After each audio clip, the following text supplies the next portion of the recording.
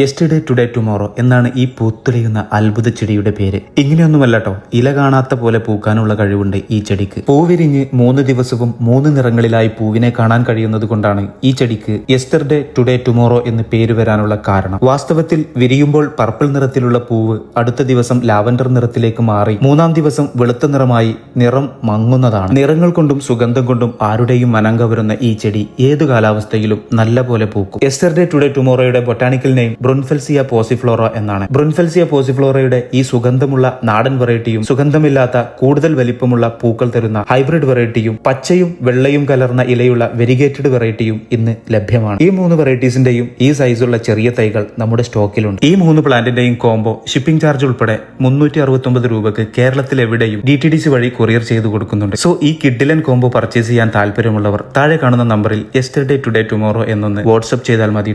Thanks for watching.